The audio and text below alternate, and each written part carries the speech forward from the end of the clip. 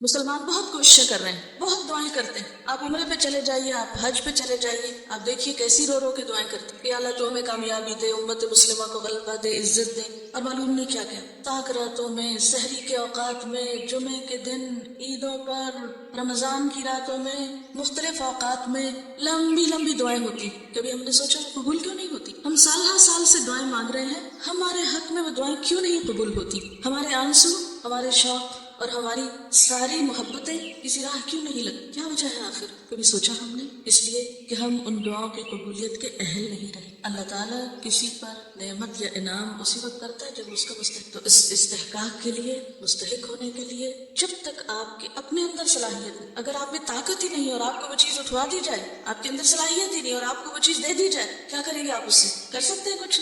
آپ اٹھا ہی نہیں سکتے. ایک من کا وزن ایک بچے کے سر پہ کیوں نہیں رکھا جا سکتا؟ اٹھا ہی نہیں سکتے. اللہ تعالیٰ کے یہ بڑے بڑے انعامات، ان کے ہم مستحق کیوں نہیں ہو پا رہے؟ اس لیے کہ صلاحیت نہیں اٹھانے کی. سب سے پہلے صلاحیت پیدا کریں. عموماً ہمارا رویہ کیا ہوتا ہے کہ دین کا جو علم ہم نے سیکھ لیا، جتنا سیکھ لیا کافی ہے، اس سے آگے کی ضرورت. حالانکہ مومن تو محد سے لحد تک سیکھتا ہے. اب کتنا سیکھنا اس کی کوئی حد نہیں، کوئی لمٹ نہیں، لیکن جہاں پر بھی جتنا آپ کام کر رہے ہیں اس کام کی نوعیت کے اعتبار سے آپ کے اندر صلاحیت کے ساتھ ساتھ کمپٹنس کا ہونا ضروری، قابلیت کا ہونا. اور پھر الحمدللہ مسلمانوں میں بہت سارے لوگ ایسے ہیں جو علمی اعتبار سے بہت بھاری بھرکم شخصیت ہے. آپ کسی مدرسے میں چلے جائیے، 8 سال کا کورس ہو، بڑے بڑے علماء اور فضلاء اس میں سے نکل رہے ہیں، بے شمار دینی مدارس ہیں، بہت سی دینی جماعتیں ہیں، لیکن کچھ فائدہ نظر نہیں آتا. وجہ کیا ہے؟ اس لیے کہ مسلمانوں کی کوششیں بکھری ہوئی کوششیں ہیں، منظم کوششیں نہیں ہیں، آرگنائزیشن نہیں. ہر کوئی اپنی رو میں بہا چلا جا رہا ہے، اپنے ہی طریقے پہ دوڑ رہا ہے. ہم سمجھتے ہیں ہمارے دل میں چونکہ شوق ہے، محبت ہے، جذبہ ہے، ہم بہت عمدہ تقریر کرنا جانتے ہیں، ہم خوب لفاظی کر سکتے ہیں، ہم بڑے بڑے مجموعوں کو خطاب کر سکتے ہیں، ہم ان کو گرما سکتے ہیں، ہم تالیاں بجوا سکتے ہیں، ہم نعرے لگوا سکتے ہیں، اور اس سے شاید دین کا کام ہو جائے. اس سے نہیں. یہ صحابہ کرام کی سنت ہے. کوئی ایک حدیث کبھی آپ نے پڑھی کہ صحابہ کرام مل کے سڑکوں پہ جا کے جلوس نکال کے نعرے لگا رہے ہیں اور اس سے کوئی تبدیلی آ رہی تھی معاشرے میں؟ نہیں. صرف احتجاج کرنے سے، صرف شور مچانے سے، صرف رونے دھونے سے، صرف شکایتیں کرنے سے کیا کسی قوم کی تقدیر بدلا کرتی ہے؟ ہرگز نہیں. تو آپ یہاں کیوں آئے ہیں؟ 2 مقاصد کے لیے. نمبر 1 مزید علمی قابلیت بڑھانے کے لیے، اور نمبر 2 منظم ہونے کے لیے. یہ دونوں چیزیں ہمیں ہمارا دین دیتا ہے. قابلیت محض علم میں اضافے کا نام نہیں، بلکہ اس کے ساتھ ساتھ آپ کے اندر کچھ کوالٹیز کا ہونا، کچھ صلاحیتوں کا ہونا، ایک مخصوص اخلاق کا ہونا بے حد ضروری ہے. وہ اخلاق آپ کو 5 پلرز آف اسلام سے ملتا ہے. ہماری جو 5 عبادات ہیں، یعنی ہمارے جو نماز، روزہ، حج، زکوٰۃ، توحید، جن کو ارکان خمسہ آپ کہتے ہیں، اگر ہم ان کی روح کو ہی جان لیں، اگر ہم ان کے مقصد کو ہی پا لیں، تو ہمارے اندر بہت صلاحیت پیدا ہو سکتی ہے. یعنی یہاں پر اگر آپ یہ سمجھے کہ ہم آپ کو مثلاً فقہ کے بارے میں مزید معلومات دیں گے، کچھ اور کتابیں پڑھائیں گے، وہ تو اپنی جگہ، لیکن کمپٹنس یا قابلیت یا صلاحیت میں اضافہ محض معلومات کا اضافہ نہیں، جب تک کہ ایک مخصوص طریقہ کار اور مخصوص اخلاق نہیں. تو وہ کون سی چیزیں ہیں جو اس علم کے ساتھ آپ کے اندر آنی چاہیے؟ نمبر 1 توحید. توحید کیا ہے؟ توحید اللہ کو ایک ماننا، اسے ہر چیز پر فوقیت دینی، اوپر رکھنا. دوسرے لفظوں میں انسان غیر اللہ کی محبت، غیر اللہ کے خوف، غیر اللہ کی طرف سے ملنے والے مفادات، فائدوں اور ہر چیز سے بے نیاز ہو جائے. اس کی محبت، اس کی نفرت، اس کا جینا، اس کا مرنا، اس کی عبادت، اس کی قربانیاں، سب کچھ صرف اور صرف اللہ کے لیے ہو جائے. توحید دراصل نام ہے گاڈ اورینٹڈ لائف کا. اللہ کی طرف رخ کر لینا ہر معاملے میں، خوشی میں، غم میں، دکھ میں، درد میں، تکلیف میں، اس کے دل میں، اس کی یادوں میں، اس کے خیالات میں، اس کی سوچوں میں، اس کے آگے پیچھے، دائیں بائیں، دن رات، ہر چیز میں اس کا دھیان ایک ہی طرف، دوسری طرف دھیان جانے کا نام ہے شرک. اگر آپ نماز اللہ کے لیے نہیں پڑھ رہے ہیں اور آپ کے دل میں یہ خیال آ رہا ہے کہ لوگ کیا کہیں گے اگر میں نے نماز نہ پڑھی، اور اگر میں نے اچھی سی نماز نہ پڑھی تو فلاں کیا کہے گا، تو یہ کیا ہے؟ دکھاوا کیا ہے؟ شرک. تو توحید تو نہ ہوئی آپ کی زندگی. اگر ہم لمبی لمبی نمازیں بھی پڑھیں اور بہترین نمازیں بھی پڑھیں، لیکن ان نمازوں میں اللہ کی یاد نہیں اور وہ اللہ کی خاطر نہیں، تو ہم اس کا معنی ابھی تک توحید کی لذت سے آشنا نہیں. پھر صرف نماز نہیں، زندگی کے سارے کام جب تک ہم لوگوں کے ڈر سے کرتے ہیں، یا لوگوں کی محبت میں کرتے ہیں، لوگوں کی خاطر کرتے ہیں، یا لوگوں کو خوش کرنے کے لیے کرتے ہیں، اس کا مطلب یہ ہے کہ ہم ابھی توحید سے آشنا نہیں ہوئے. تو ہمیں ان دنوں میں اپنے اندر اس چیز کی پریکٹس کرنی کہ ہمارا ہر کام صرف اللہ کے لیے ہو جائے، اور بس صرف اللہ کے لیے. ہمارا لینا دینا، اٹھنا بیٹھنا، روکنا منع کرنا، کھانا پینا، چلنا پھرنا، جب خیال آئے کہ فلاں خوش ہوگا، جب خیال آئے کہ میں فلاں کو بہت اچھی لگوں گی یا فلاں میری تعریف کرے گا، تو بس وہی اپنے آپ کو خود ٹھیک کر. آپ کی تربیت کوئی دوسرا نہیں کر سکتا، آپ کی تربیت آپ کو خود کرنی. دوسرا آپ کو صرف گائیڈ کر سکتا کہ آپ ایسا کریں اور ایسا. مثلا اگر میں آپ کی اس وقت تربیت کر رہی ہوں، اگر آپ اس کو تربیت کا نام دیں تو میں آپ کو صرف رہنمائی کر سکتا ہوں. آپ کے اندر دل میں نہیں گھس سکتی. آپ کے دل پر میرا اختیار نہیں، آپ کے دل پر آپ کا اپنا اختیار ہے. اور جب تک آپ اپنے اختیار کو اپنے لیے استعمال نہیں کریں گے اس وقت تک اصلاح نہیں ہو سکتا. تو پہلا اخلاق اور پہلی بنیاد اور پہلی چیز جس کی آپ کو پریکٹس کرنا ہے وہ کیا ہے؟ توحید خالص، غیر اللہ کی محبت، غیر اللہ کا خوف، غیر اللہ کی طرف سے آنے والی تعریف اور کسی کی نظروں میں جچنا اور بننا اور کسی اور کو خوش کرنے کے لیے کام کرنا اور پھر کسی کے ڈر سے کسی کام کو چھوڑ دینا یا کسی کے روگ میں آ کے کسی نیکی سے پیچھے ہٹ جانا، یہ بھی اسی میں شامل ہو جاتا ہے. دوسری چیز کیا ہے؟ نماز، صلاۃ. نماز کیا سکھاتی؟ نماز وہ تو سکھاتی ہے جو توحید آپ کو سکھاتی ہے کہ آپ سب کچھ چھوڑ کے انی وجہت وجہی للذی فطر السماوات والارض حنیفا وما انا من المشرکین، یہ کہہ کے آپ اللہ کے سامنے کھڑے ہو جائیں.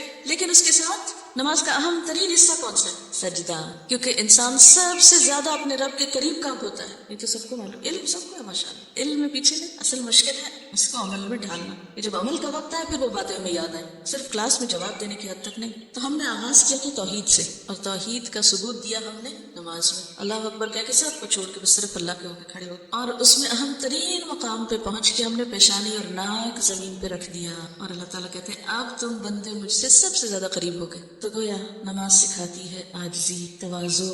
میں کچھ نہیں، سب کچھ میرا رب. لیکن کیا کہیے گا مسلمانوں کو جو دن میں 5 نمازیں پڑھ کر بھی عاجزی کا ثبوت نہیں دیتے، کسی معاملے میں دوسرے کی سننا نہیں چاہتے، جھکنا نہیں چاہتے، میں نکلتی نہیں. یہ کس قسم کی نمازیں پڑھی جاتی؟ جس نے نماز سے عاجزی نہیں سیکھی، بندگی نہیں سیکھی، جھکنا نہیں سیکھا، اس کے معاملات اور رویوں میں لچک نہیں آئی، اس نے کیا پایا نماز سے؟ تو دوسرا اخلاق جو آپ کو یہاں رہ کے سیکھنا ہے وہ ہے عاجزی. کوئی آپ پہ شاؤٹ کر رہا ہے تو چپ کر جائے، کوئی آپ کو جلی کٹی سنا رہا ہے کوئی بات نہیں، کوئی مذاق اڑا رہا ہے تو کیا ہوا؟ اور اللہ کے رسول صلی اللہ علیہ وسلم کا اسوہ حسنہ ہمارے سامنے ہے. وہ ایسے تمام مواقع پہ کیا کیا کرتے تھے؟ جب آپ کو مذمم کہا گیا تو کتنے آرام سے آپ کہتے ہیں میں تو محمد، میں تو مذمم ہوں ہی نہیں. کتنی آسانی سے اس کو لے لیتے ہیں. لوگ آپ کو گالیاں دیتے ہیں، لوگ آپ کو مذاق اڑاتے ہیں، لوگ آپ کو مجنون کہتے ہیں، لوگ آپ کو ہر طرح کے تانے دیتے ہیں. آپ کیا کرتے ہیں؟ سیریس ہو جاتے ہیں مواقع، لڑنے جھگڑنے کھڑے ہو جاتے ہیں، ایسے لوگوں سے نفرت کرتے ہیں. نہیں تو پتھر کھا کے بھی نفرت نہیں کی. اور ہمارا حال کیا؟ چھوٹی سی بات کوئی کہہ دے تو ہم دوسرے تو کیا اپنوں کی نہیں برداشت کرتے.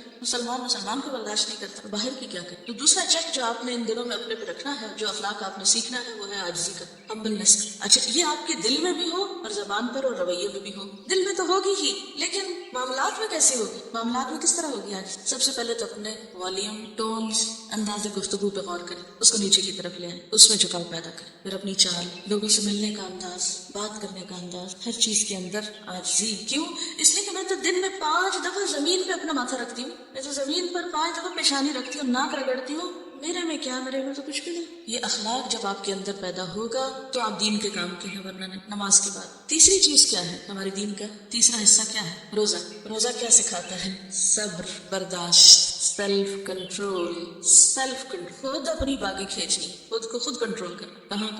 کہاں سیلف کنٹرول؟ ہر معاملے میں، ہر جگہ. روزے میں بھوک لگتی تو کیا کرتے ہیں؟ بھوک سے تڑپ رہے ہوتے اندر سے، کیا کرتے ہیں؟ سخت پیاس لگی ہوتی کیا کرتے ہیں؟ صبر، روک لیتے ہیں اپنے آپ کو. لیکن عام زندگی میں کیا کرتے ہیں؟ ہر چیز میں جلد بازی. یہ کام ابھی ہو، فوراً ہو، جلدی ہو، اسی وقت ہو. اور اگر نہیں تو میں جا رہی ہوں، نہیں تو میں دوسرے کے خلاف جو میرے دل میں آئے گا اگلنا شروع کر دوں گی، بولنا شروع کر دوں گی، دوسروں کو برا بھلا کہنا شروع کر دوں. کیا اسی کا نام سیلف کنٹرول؟ کیا یہی ہم نے 30 سال کی زندگی میں روزے رکھ کے سیکھا ہے؟ کچھ پتہ چلتا ہے کہ ہم مسلمان ہیں اور مسلمانوں والا اخلاق ہے ہمارا؟ میری مرضی کیوں نہیں مانی گئی، میری بات کیوں نہیں سنی گئی، میرا کام کیوں نہیں ہوا، مجھے اہمیت کیوں نہیں دی گئی؟ سارے جھگڑے کس بات کے ہیں؟ اسی چیز کے تو ہے. یہی سے تو ساری غلط فہمیاں پیدا ہوتی ہیں. دیکھیے جب ہم کسی کے بارے میں بدگمانی کرتے ہیں تو کس وجہ سے کرتے ہیں؟ جلدی ججمنٹ پاس کرتے تھے، جلدی ہم اس کے بارے میں ججمنٹل ہو جاتے ہیں. یہ کام نہیں کیا، اس کے پیچھے یہ اور یہ وجہ ہوگی، اس لیے یہ نہیں ہوا، بس ٹھیک ہے میں اب اس کو یوں مزہ چکھاؤں. آپ بھلا اتنے گھنٹے یہاں کیوں بیٹھے؟ یہ کیا ہے؟ کیا بیٹھنے کا روزہ نہیں ہے؟ چپ بیٹھے ہیں، منہ کا روزہ نہیں ہے؟ گھر والوں کو چھوڑ کے آئے ہیں، یہ ساری چیزیں سیلف کنٹرول. غم ہے تو کنٹرول، خوشی ہے ضرورت سے زائد تو کنٹرول، اپنے جذبات کا کنٹرول، غم غصے کا کنٹرول، ہر چیز کا کنٹرول، بھوک کا کنٹرول، پیاس کا کنٹرول. تو پھر اہم ترین چیز جو ہم نے سیکھنی ہے یہاں نمبر 3 وہ ہے سیلف کنٹرول، صبر اور برداشت. کسی پہ غصہ آیا برداشت، سردی لگی برداشت، تھک گئے ہیں برداشت، گرمی لگ رہی برداشت، جیسے روزے میں بھوک اور پیاس برداشت، چاہے کتنی بھی شدید تکلیف کتنی بھی شدید ہو، اوہلا نہیں، شور نہیں، ہنگامہ نہیں. افسوس کے ساتھ کہنا پڑتا ہے کہ اس وقت مسلمانوں نے سوائے شکایت احتجاج اور شور شرابے کے سیکھا ہی کچھ نہیں. ہر چیز پہ فوری ری ایکشن، ٹھہر کر سوچ کر، جلدی نہیں، فوراً جلدی رائے قائم نہیں کرنا، معاملے کی حقیقت کو بھی پہنچنا، ورنہ آپ صرف اپنا نقصان کریں. چوتھی چیز ہے زکوٰۃ. زکوٰۃ کیا سکھاتی؟ شیئرنگ. شیئرنگ کیا ہوتی؟ میں نے مال کمایا ہے، میرا مال ہے، لیکن سارا میں نہیں لوں، تم بھی لو، ضرورت مند بھی لے. اس نے تو کچھ کام نہیں کیا، اس نے تو کوئی محنت نہیں کی، اس نے تو کوئی تکلیف نہیں اٹھائی، نہیں پھر بھی شیئر کرو. کمزور ہے، بیمار ہے، وسعت نہیں پاتا،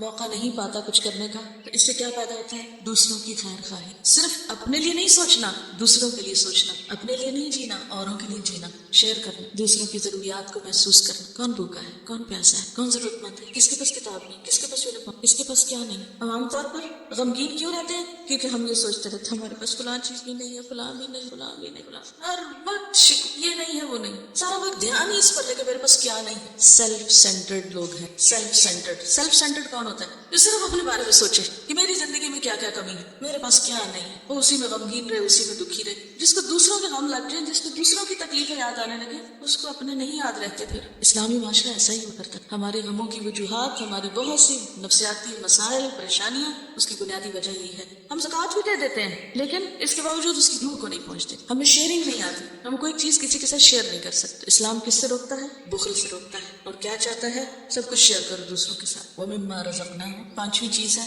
حج. حج کیا سکھاتا ہے؟ اجتماعیت. اختلاف کے باوجود اجتماعیت. میں کبھی کبھی سوچتی ہوں کہ حج کا مقصد کیا ہے، کیونکہ جب میں وہاں جاتی ہوں تو لٹرلی میرا دماغ گھومنے لگتا ہے. میں سوچتی ہوں اتنے سارے لوگ یہاں کیا مقصد ہے یہاں آنے کا؟ کوئی کھا رہا ہے، کوئی پی رہا ہے، کوئی سو رہا ہے، کوئی جا رہا ہے، کوئی آ رہا ہے، کوئی کچھ کر رہا ہے، کوئی کچھ کر رہا ہے، ادھر سے ادھر، ادھر سے ادھر، یہاں جاؤ، وہاں جاؤ، وہاں جاؤ، واپس آؤ، طواف کرو، صحیح کرو، مزدلفہ جاؤ، منا جاؤ، عرفات جاؤ، یہاں یہ کرو، وہاں وہ کرو، اور سب کرو. اگر کوئی ایک بھی پیچھے رہ گیا تو پھر کام کرا. عرفہ نہیں گئے، حج نہیں ہوا. سب پہنچو عرفہ. عرفہ کیا چیز ہے؟ خالی میدان ہے، کوئی مونیومنٹ ہے وہاں، کوئی خاص نشانی، کچھ بھی نہیں، بس میدان ہے. آجو سارے اس میدان میں اکٹھے ہو جاؤ. اجتماعیت. رنگ، نسل، زبان، عادات، مختلف چیزوں کے اختلاف کے باوجود اتحاد. کوئی غریب ہے، کوئی امیر ہے، کوئی کالا ہے، کوئی گورا ہے، کوئی عورت ہے، کوئی مرد ہے، کوئی جوان ہے، کوئی بوڑھا ہے، سب ایک جگہ، تم ایک. تو 5ویں چیز جو ہمیں یہاں سیکھنی ہے وہ کیا ہے؟ ہم چاہے کسی بھی شہر سے ہوں، ہم کوئی بھی زبان بولتے ہوں، ہمارا کوئی بھی گھروں میں اسٹیٹس ہو، لیکن ہم سب کیا ایک ہیں. جب تک مسلمانوں کے اندر اجتماعیت نہیں ہو، اور اجتماعیت کا یہ مطلب نہیں ہوتا کہ سب روبوٹ ہو جائے اور سب ایک ہو جائے اور ایک ہی طرح کے بس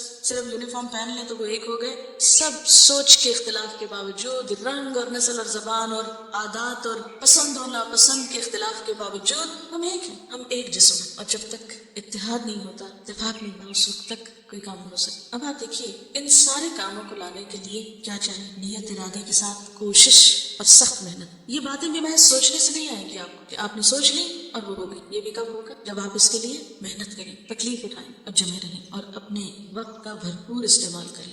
آپ کو اپنی صلاحیت بڑھانا ہے کہ آپ اس وقت میں زیادہ سے زیادہ بہترین کام کریں. وقت کا صحیح اور بھرپور استعمال کرنا ہے. ٹائم کو کس طرح گزارنا ہے؟ نمبر 1 درست طریقے پر، اور نمبر 2 یہ کہ اس سے پورا فائدہ اٹھانا ہے. درست استعمال کیا ہوتا ہے؟ کہ آپ اس وقت میں وہی کریں جس کے کرنے کا وقت. جو کلاس ہے آپ کی اس وقت میں آپ وہی کر رہے ہیں، کوئی اور کام نہیں کر رہے ہیں. یہ نہیں یہاں بیٹھ کے آپ ٹیلی فون پہ میسیجنگ کر رہے ہیں. یہ درست استعمال نہیں ہوگا. جب آپ کلاس روم میں ہیں تو آپ کو کیا کرنا ہے؟ توجہ سے سننا. اور توجہ سے سننے کے لیے پھر آپ کو صبر اور برداشت چاہیے. بہت سے ایسے فیکٹرز ہو سکتے ہیں جو آپ کو ڈسٹریکٹ کریں، جو آپ کی توجہ ادھر ادھر کریں، لیکن پھر بھی آپ کو بھرپور طریقے سے اپنے کام کو کریں. تو آپ کو اپنے اس محدود وقت کا صحیح استعمال کریں اور بھرپور استعمال کریں. یہ وقت آپ کے پاس ایک خزانے کی طرح ہے. آپ اس کو خزانہ سمجھیں. جیسے مال ہوتا ہے، یہ مال سے بھی قیمتی چیز ہے آپ کے پاس. مال تو گم جائے، کھو جائے، ادھر ادھر ہو جائے تو دوبارہ آپ لے سکتے، آپ کو مل سکتا ہے، کمپنسیشن ہو سکتی. لیکن اگر یہ وقت گزر گیا تو یہ آپ کو دوبارہ نہیں ملے گا. اس کا یہ مطلب نہیں کہ سیکھنے کا اور چانس آپ کو نہیں ملے گا. سیکھنے کے کئی اور چانسز مل سکتے ہیں, مگر یہ جو چانس ملے ہیں دس از دی اونلی چانس جو اسی وقت میں ملے گا. اور اس وقت کو گنوا دیا تو اس کے بعد یہ چانس نہیں ملے گا, یہ آپ کھو چکے ہوں گے. عقل مند کون ہے؟ جو اس چانس سے بھرپور فائدہ اٹھائے اور اس کو اسی کام میں گزارے, کسی اور چیز میں نہیں. ہم سب کے اندر کوئی نہ کوئی کمی ہوتی ہے, اور بہت سے لوگوں کے ذہن پر تو وہ اتنی چھائی بھی ہوتی ہے کہ وہ احساس کمتری کا شکار ہو کہ میری زندگی میں اس چیز کی کمی ہے, اس چیز کی کمی ہے. یاد رکھیے, جو شخص وقت کا صحیح استعمال کرتا ہے اور بھرپور استعمال کرتا ہے وہ اپنی زندگی میں پائی جانے والی کمیوں کی تلافی کر سکتا ہے. جو بھی زندگی میں کمی ہے آپ کی, اس سب کی تلافی ہو سکتی ہے اگر آپ اپنے وقت کا صحیح اور بھرپور استعمال کریں. میں یہاں لفظ صرف صحیح استعمال نہیں کہہ رہی, میں یہاں پر صحیح اور بھرپور استعمال کر رہی ہوں. یہ بھرپور کا لفظ آپ کو یاد رکھنا. بھرپور کا کیا مطلب ہے؟ پورا پورا استعمال کرنا. جیسے آپ کے پاس اگر کوئی مزیدار ڈرنک ہے جو آپ کو خواہش ہے پینے کی, تو آپ کیسے پیئیں گے اس کو؟ ایک ایک قطرہ اس کا پی جائیں گے. مزے کی چیز کو کیسے ہم لیتے ہیں؟ آخری قطرے تک اس کا, اور پھر تو چاٹنے بھی لگتے ہیں, حسرت سے دیکھتے ختم ہوتے. آپ کو ایک ایک لمحے کا پورا پورا استعمال, اس کو ادھر ادھر گرانا نہیں, اس کو پھینکنا نہیں, اس کو بچانا نہیں, اس کو چھوڑنا نہیں, پورا پورا استعمال کرنا ہے. صحیح فائدہ اٹھانا ہے اور پورا فائدہ اٹھانا ہے. صحیح فائدہ اور پورا فائدہ, ادھورا فائدہ نہیں.